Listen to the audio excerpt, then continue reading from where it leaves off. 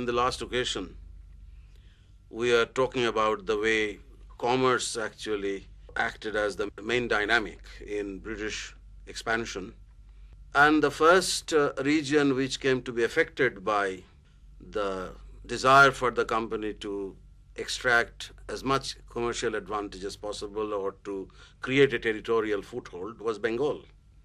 So not unnaturally, Bengal was described as the British bridgehead by one of the distinguished historians in recent times.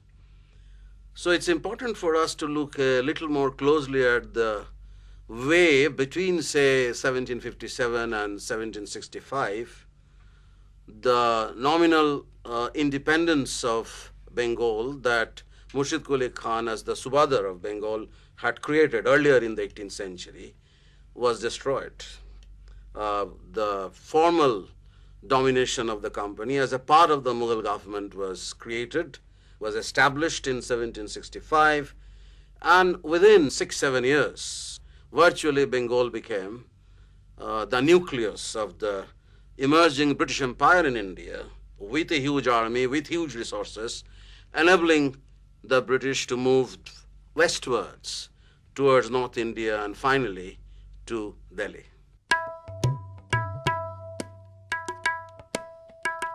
Historians have talked about the different stages of imperialism from different perspectives. So one can actually look at the way over time commercial interest became less important than the desire by the British to sell their industrial products to India or to create possibilities of profitable investment of their money in Indian infrastructure, in railways, in plantation. So that is one way of looking at it. The other way, of course, is to look at the gradual territorial expansion, military expansion, how the bridgehead eventually enabled the British to cross other territories, to cross other boundaries, to create finally this large empire at the subcontinent. Murshid Quli Khan had been able to create a fairly stable political base of a regional dynasty. So it is important to ask this question of why ultimately a stable region, a prosperous region, a dynasty which has been able to keep order, which has been able to strike its roots in the region deeply, how is it that this region became the first target of the British and eventually passed into their control?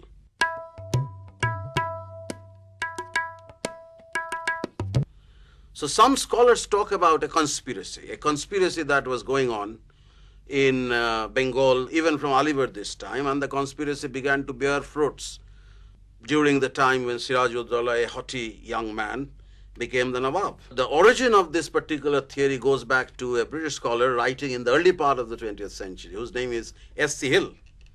Now, this man tried to argue that in the province of Bengal, there was a seismic rift, there was a schism between the Hindus and the Muslims. The Hindus became alienated by Siraj's misdemeanors, Siraj's various activities, and the Hindu bankers and traders, men like Jagat Seth, had been leading a certain faction to unseat Siraj and to replace him with a more pliable person. Now, this particular thesis is no longer acceptable on the ground that if there was a rift or if there was a conspiracy at all, then in this conspiracy both Hindus and Muslims together plotted against the Nawab, and also both Hindus and Muslims together fought on the Nawab's side. So the question of a Hindu conspiracy dividing the region or dividing the polity or creating dissidences in the state or in the province is not a very valid theory. But there was a certain intrigue. There was an atmosphere of intrigue, and this atmosphere actually was visible even before Siraj-ud-Daulah became the Nawab, because the family itself from which Aligarh came was involved in frequent intrigues against one another. Think of Aligarh's usurpation. Aligarh became Nawab by usurping the throne, by deposing Sarfaraz Khan, who was the son-in-law of Murshid Quli Khan. Now, it is true that Jagat Seth, who was a very close associate of Aligarh, who supported Aligarh's candidature or continued to support him ultimately managed through his influence in the court of Delhi, managed to acquire legitimacy for Alivardi Khan. So that is there. So it is not as if that the Hindus were so hostile to the Nawab that they were deliberately participating in this conspiracy. But one should always remember that in the 18th century context, there were competing court factions. Some of these factions would always like to see one of their nominees as Nawab by excluding someone who is not so pliable. So Mir Jafar, who was their nominee of the court clerk, also became the nominee of the British for other considerations. For Mir Jafar actually agreed to give the British certain amount of compensations and rewards.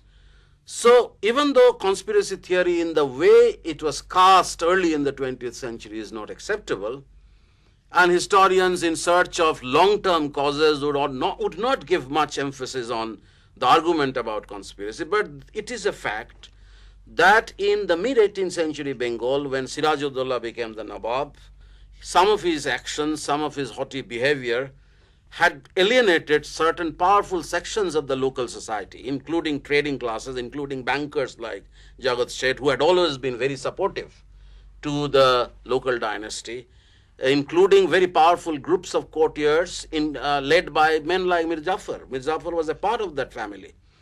So this is a very contentious argument, but one cannot simply dispense with it altogether.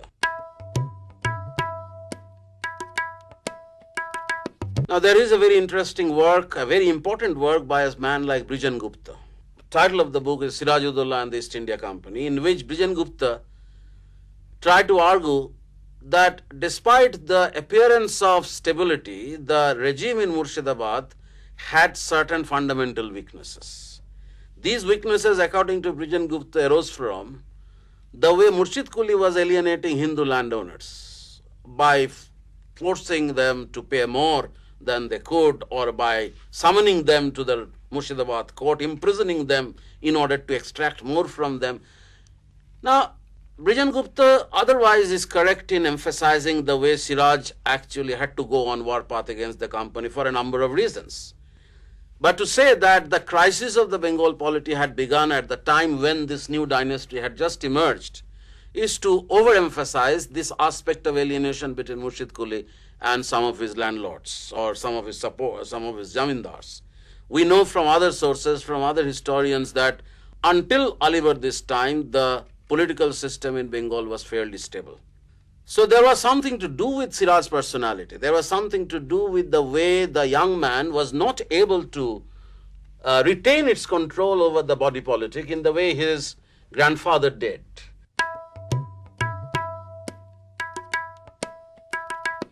Alivardi knew that the British were actually showing defiance against them. Alivardi knew that the British were plotting with some people from within the Murshidabad court, from within the Murshidabad family, polity. But still, Alivardi was capable of holding them in check, something which Siraj failed. So Alivardi was always very careful about imposing these restrictions on them, even though when some of his advisors, some of his courtiers had advised Alivardi Khan to throw the British out of Bengal by using the French against them, Alivardi refrained from doing that. Alivardi didn't wish to become dependent on either of the two contending European companies. But Siraj was very decisive about taking on the company, because Siraj came to realize that the company was not paying him the required obeisance that all of these Oriental rulers or Indian rulers or old rulers, for that matter, would actually demand from their subjects or from their inhabitants. Even though the company was not a subject of the Nawab, the company was inhabiting the realm in which he was the sovereign.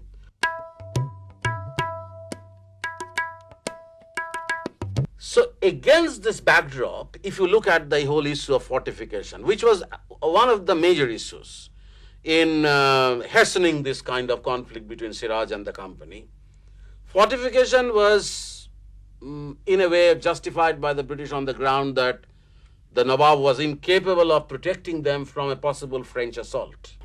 So, sir, why is it that the Nawab of Bengal, Siraj-ud-Dowla, became angry about the manner in which the company was fortifying? Fortification was not merely strengthening the Fort William with new ammunitions or new arms or with new contingents of forces, fortification was a symbol, was a symbolic defiance against the Nawab's authority in his own country, in his own land. So this is one reason why Siraj was very angry with the way this fortification business was going on. In addition, Siraj was receiving frequent complaints from local merchants that the British were misusing the privileges of duty-free trade. Khoja Wazeh, that's an Armenian merchant, was close to the Nawab family, complained regularly about such nefarious designs by the British officials in their private trade. And lastly, taking advantage of their stronger position in Calcutta, the way Fort William in Calcutta was fortified, and the British felt that they were becoming stronger than the French, and the British found that they had the ability to defy the Nawab's authority. They were also actually giving asylum to the fugitives who were escaping the Nawab's justice. So you do not look at the question of fortification merely as an attempt by the company to strengthen the fort in order to protect themselves from French invasion or French assaults, but it became linked with a systematic attempt by the East India Company to defy the authority of a Nawab at a very critical juncture when they realized that Alivardi was not there, the more seasoned person was not there, the young man was going to do mistakes, and the mistakes, the company and their friends will take advantage of the mistakes to unseat him. So if you look at these issues, the question of private trade, question of fortification, the way Siraj felt insulted by this practice of extending asylum to fugitives who were escaping the Nawab justice, then you can explain why this conflict became inevitable. And it began with the sack of Calcutta in June 1756. Incensed by these attitudes of defiance, Siraj came down to Calcutta, took Fort William for a while, forced the British inhabitants to flee to a safer distance at Falta, a few miles downstream from Calcutta. But then Siraj did not consolidate its gains. He renamed the city as Alinagar and left for Murshidabad. And he went back to Murshidabad in order to prepare for his defense against a possible invasion of Abdali on the borders of Bihar, which was a part of the Bengal Suba. But then Abdali's invasion never happened, and the company got the time to work out their plots. And this is where the conspiracy becomes relevant.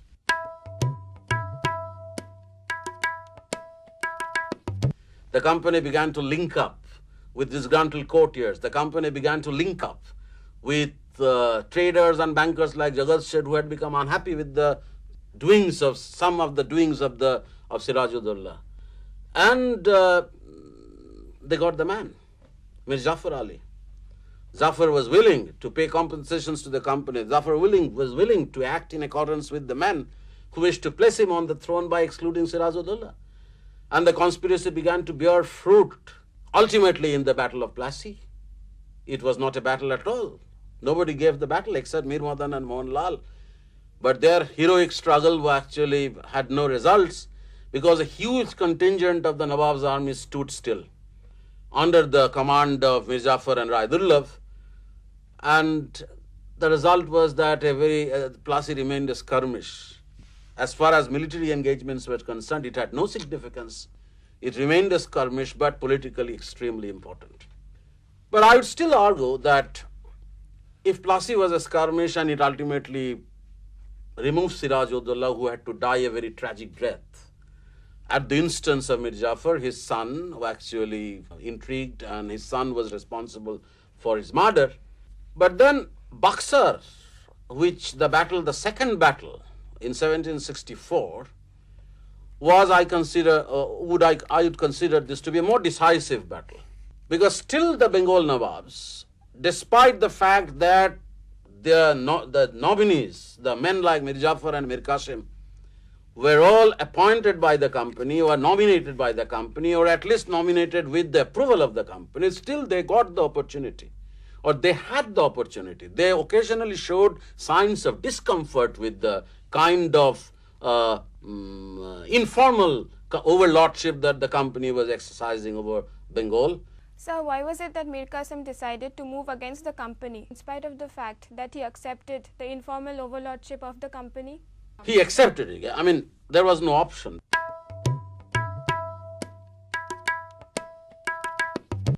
Mir Jafar was put on the throne after Siraj's removal, and he was known as the jackass of Lord Clive. He would do whatever Clive would ask him to do. And Clive, as you know, came to the company's rescue from South India with a force from Madras during that intervening period between the sack of Calcutta and the Battle of Plassey. And Clive participated regularly, very closely in the negotiations during this intervening period and agreed to Mir Jafar's candidature or Mir Jafar's nomination on conditions that Mir Jafar would give to the company access to revenue rights in certain regions. Mir Jafar would actually ensure appointments of the friends of the company in crucial administrative positions. So Clive was insistent on protecting the power and privileges of their friends at Murshidabad, and Mir Jafar accepted it. But then after a while he began to feel that he was a ruler without the rod to rule. So he became somewhat uneasy. He began to plot with others. He began to send overcharges to other Europeans in order to achieve a little bit of independence, which the company was not in a mood to give. So Mir Jafar was removed and his son-in-law Mir Qasim was installed again with the same kind of conditions. Mir Qasim, as you know, soon realized that South Bengal was out of the Nawab's purview or out of Nawab's real authority, because you have the 3 revenue districts were ceded to the company. The company got permanent revenue rights through an agreement with Mir Qasim. It was one of the conditions for which the company gave their support to Mir Qasim. So Mir Qasim's idea was that if South Bengal had completely been taken over by the company because of their commercial networks in that region, because of their control over the channel, Hooghly Channel, because of their location in Calcutta, then it was better for the Nawab of Bengal to consolidate on the north and on Bihar. So he was in a mood to withdraw from South Bengal and consolidate its hold in North Bengal in order to create a genuine political base, or in order to rule as a real ruler. I mean, as far as these districts were concerned where the revenue rights were ceded to the company, Mir Qasim's authority hardly existed. It was the company's authority. So Mir Qasim, in order to prepare for a kind of a genuine authority that he wished to exercise over a more closely knit region of northern Bengal, began to reorganize his government, began to fill important positions with people loyal to him, remove people who were favorites of the company. Jagat Seth actually for some time lost all influence with Mir Qasim's government. Mir Qasim moved from Murshidabad to Munger. He began to increase the size of the army, increase the size of ammunitions, cannons and guns were procured, and eventually, in association with Sujaudullah, the Nawab Wazir of Awadh, he was the Nawab of Awadh, but at the same time he was appointed Wazir by the fugitive Emperor Shah Alam and Shah Alam. These were the 2 allies ultimately Mir Qasim found in order to confront the company, which has been described by historians as the last stand of Mughal resistance in eastern India. And that was to happen at Buxar in 1764, in which Mir Qasim eventually lost. The 3 armies lost. I mean, this combination, this Mughal combination that you find in Buxar, the Shah Alam on the one hand, Nawab Wazir, which is Shujaudullah of Awadh, and Mir Qasim, the Nawab of Bengal, together tried to confront the company, but they didn't succeed. The Battle of Buxar was followed by this Treaty of Allahabad in 1765, in which Mughal Emperor was a signatory to an agreement that would give the East India Company the Diwani of Bengal. So that is the reason why I consider Buxar to be a more decisive event, a more important turning point in the history of British ascendancy in eastern India. From then on, there was no turning around. But sir, between the Battle of Plassey and Buxar, why is Buxar considered a more decisive event? That I was trying to explain to you. I mean, that the defeat in Buxar would give the company the right to Diwani. So the company would be accepted as the Diwan of Bengal, and it was accepted by no less than the Mughal Emperor Shah Alam.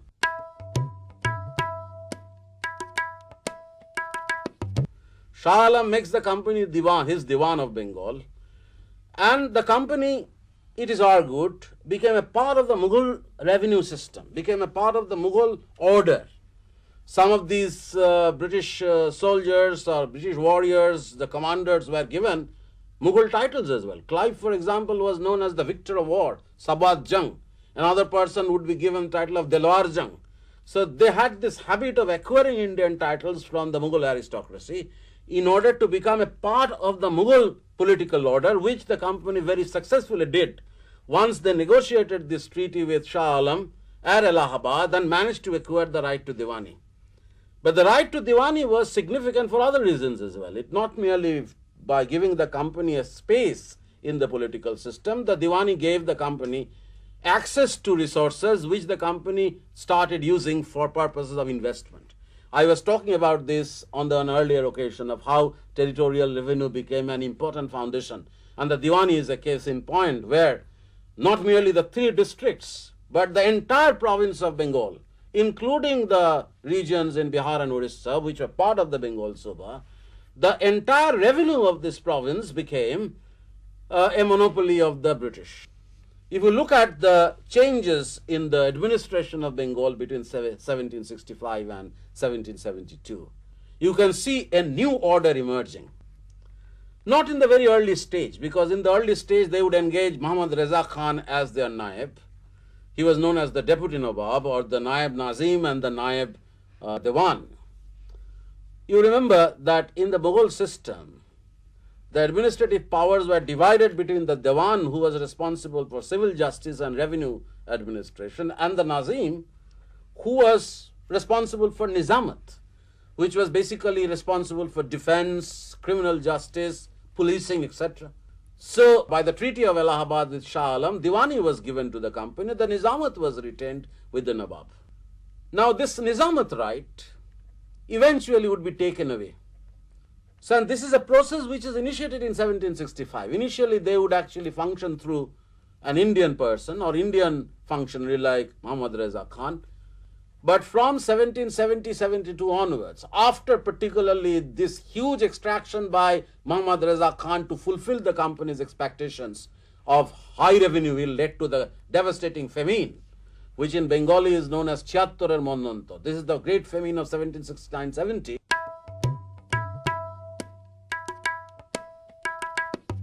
The company decides to take over the revenue administration directly, and that was the beginning.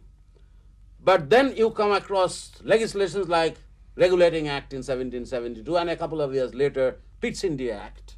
The Regulating Act creates a board of control appointed by Parliament to keep control or to keep watch over what goes on in Bengal. Pitt's India Act further deepens the control of the home government, the British government and British Parliament on the affairs, companies' rules, companies' activities, companies' government in Bengal.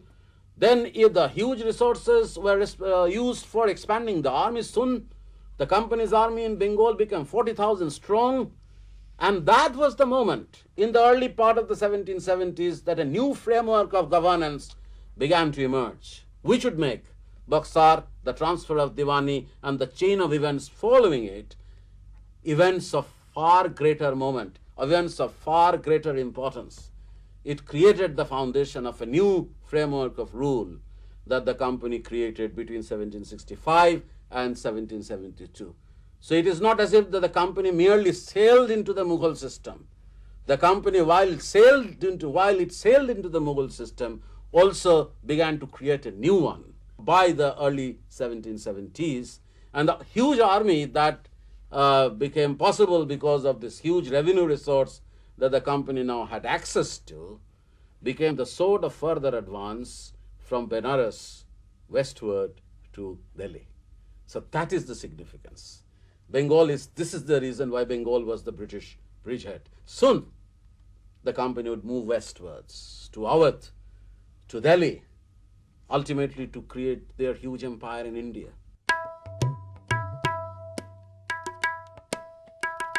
So, we have been trying to explain to you how a stable government or a stable political system in Bengal, which was there in the mid-18th century, began to go downhill, began to be fractured. What were the major sources of conflict between Siraj and the company? I have listed a few. The issue of private trade, the issue of fortification, the question of the company showing deliberate defiance against the ruler, how some of these issues remain relevant even after Siraj was removed, how Mir Qasim was actually incensed by the company's abuse of private trade and decided to abolish the tax altogether, and also began to concentrate on North Bengal as a possible way escape from the company's control, how as a consequence of the failure of Mir Qasim to successfully translate his dream to resist the company eventually paved the way for Diwani and the consequent reorganization of the apparatus of government in eastern India.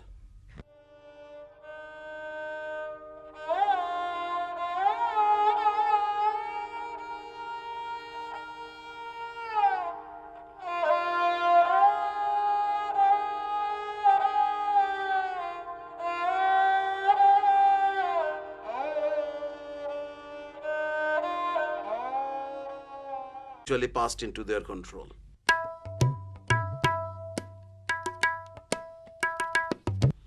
So some scholars talk about a conspiracy that was going on in Bengal, even from Aligarh this time, and the conspiracy began to bear fruits during the time when Siraj-ud-Dawla, a haughty young man, became the Nawab. The origin of this particular theory goes back to a British scholar writing in the early part of the 20th century, whose name is S.C. Hill. Now, this man tried to argue that in the province of Bengal, there was a seismic rift, there was a schism between the Hindus and the Muslims.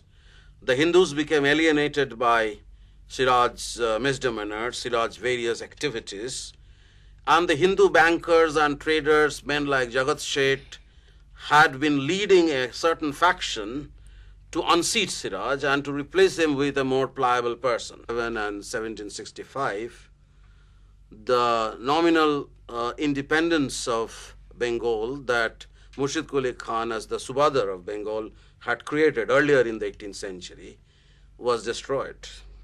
The formal domination of the company as a part of the Mughal government was established in 1765, and within 6-7 years, virtually Bengal became the nucleus of the emerging British Empire in India, with a huge army, with huge resources, enabling the British to move westwards towards North India and finally to Delhi.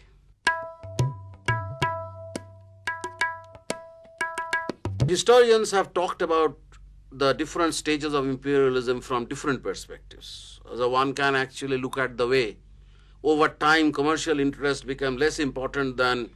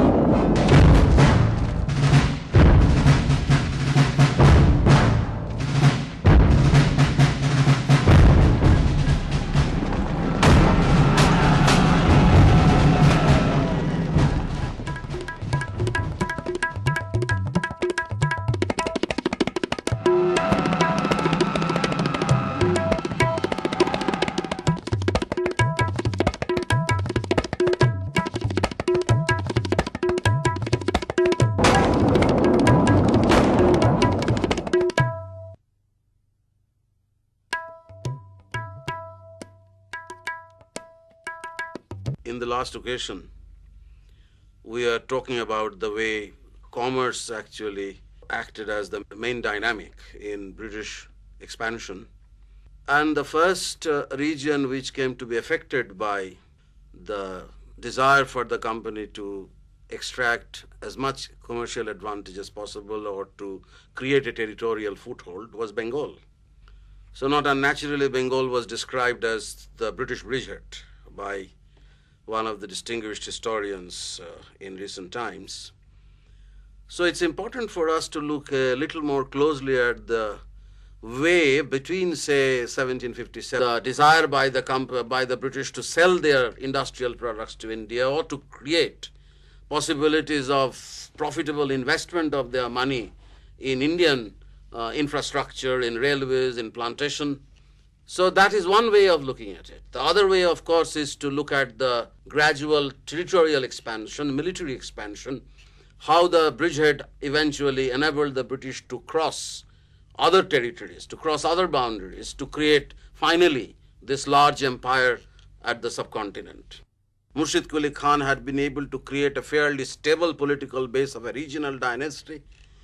So it is important to ask this question of why ultimately a stable region, a prosperous region, a dynasty which has been able to keep order, which has been able to strike its roots in the region deeply, how is it that this region became the first target of the British and eventually